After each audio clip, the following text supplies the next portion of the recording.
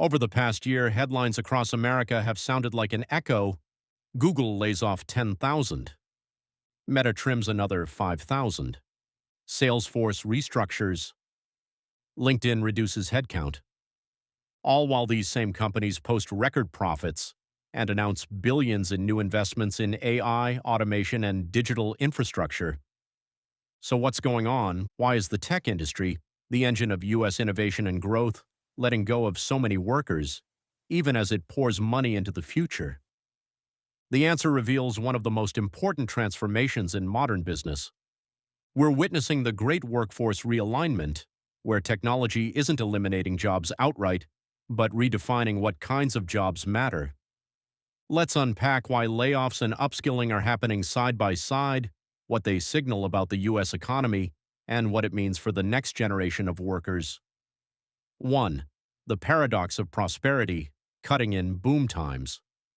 Normally, layoffs happen in recessions, but this time tech is cutting jobs in the middle of an AI-fueled boom. America's biggest tech firms are more profitable than ever. The Nasdaq is near record highs. Yet since early 2024, U.S. tech companies have collectively laid off more than 400,000 employees. On the surface, it looks contradictory, but it's not.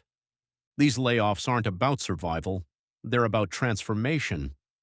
Companies are cutting roles that belong to the old tech economy: manual coding, routine data management, traditional marketing, and redirecting capital into automation, AI systems, and next-generation cloud infrastructure. They're pruning yesterday's skills to make room for tomorrow's. 2. The AI factor, efficiency over expansion. The biggest driver behind this shift is, of course, artificial intelligence. In 2023, generative AI tools went mainstream. By 2024, they started doing the kind of work that once required entire teams: drafting code, generating marketing copy, analyzing data, even automating customer support. Suddenly, companies realized they could maintain or even increase their productivity with fewer people. As one Silicon Valley executive put it, "We didn't overhire during the pandemic, we just under-automated." Now, with AI co-pilots and internal tools becoming standard, the new priority isn't headcount, it's efficiency per employee. That's why companies are shifting investment from payroll expansion to skill expansion. 3. The rise of the hybrid workforce.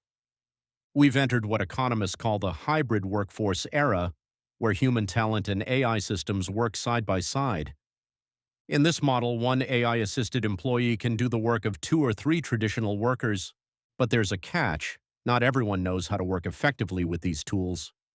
That's why, even as layoffs continue, tech companies are pouring billions into training and upskilling programs, both internally and across the economy. Amazon has committed $1.2 billion to reskilling 300,000 employees in data science and machine learning. Google has launched free AI certification courses open to anyone. Microsoft is partnering with community colleges to train 2 million new AI-literate workers. In other words, companies aren't abandoning people, they're re-engineering them. 4. The new skills divide: data, design, and decision-making. So what kind of skills are rising in value? According to recent studies by McKinsey and the World Economic Forum, 3 categories are becoming dominant: data literacy, the ability to interpret, visualize, and act on data; AI collaboration, knowing how to prompt, guide, and verify machine outputs; strategic judgment, making human-centered decisions in a world full of automated options; routine skills like manual reporting, basic coding, or administrative support are fading fast; creative reasoning, cross-domain problem-solving, and emotional intelligence are climbing. That's why the future belongs not to the people who fear AI, but to those who learn to direct it. 5. Why the U.S. still leads the workforce transition. Despite the pain of layoffs, the U.S. remains uniquely positioned to adapt. America has something many economies lack: a culture of reinvention. Its workforce is mobile, entrepreneurial, and digitally literate. Its universities and online learning platforms can retrain millions at scale. and its capital markets reward innovation, even when it disrupts. This flexibility is what economists call creative destruction. Old roles vanish, but they create room for entirely new industries, often with higher wages and more strategic impact. Think about it. 10 years ago, there were no AI prompt engineers, data ethicists, or machine learning operations managers. Today, those are six-figure careers. The same cycle is happening again, just faster. 6. The economic ripple effect. Of course, disruption has a human cost. When big firms downsize, thousands of families feel it immediately.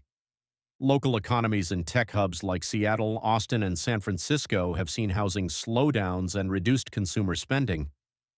But there's a flip side. Those displaced workers don't disappear. Many are launching startups, joining smaller firms, or moving into non-tech sectors hungry for digital skills like healthcare, logistics, and manufacturing. In fact, economists are calling this the talent diffusion effect. Instead of tech skills clustering in a few mega companies, they're spreading across the U.S. economy, strengthening innovation from the ground up. 7. The corporate balancing act, cutting versus caring. Today's CEOs are walking a fine line. They need to streamline costs and embrace AI, but they also need to protect brand trust and employee morale.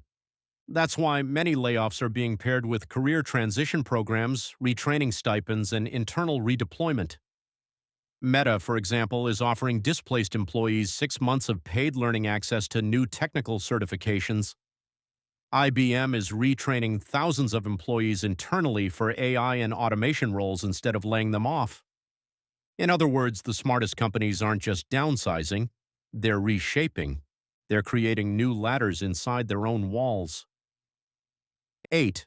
The bigger workforce question: are we keeping up?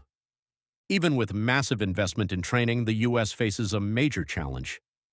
The pace of technological change is outpacing the speed of reskilling. According to a 2025 report by the Burning Glass Institute, nearly 50% of the American workforce will need new digital competencies by 2030. That's over 80 million people who must adapt or risk being left behind. If the U.S. can bridge that gap, it will maintain its innovation edge. If it can't, inequality could widen as high-skill workers thrive while others struggle to keep up. It's not a question of jobs disappearing, it's a question of jobs transforming faster than workers can. 9. The human side of the AI economy. Amid all the data and forecasts, it's important to remember, technology is only as strong as the people behind it. The U.S. economy's greatest asset has always been its workforce, diverse, adaptable, and driven by reinvention. AI may automate tasks, but it can't replace curiosity, empathy, or imagination. Those are the skills driving innovation, leadership, and entrepreneurship, and they remain deeply human. As one labor economist put it, AI will take away the work we hate, not the work we love, if we let it. 10.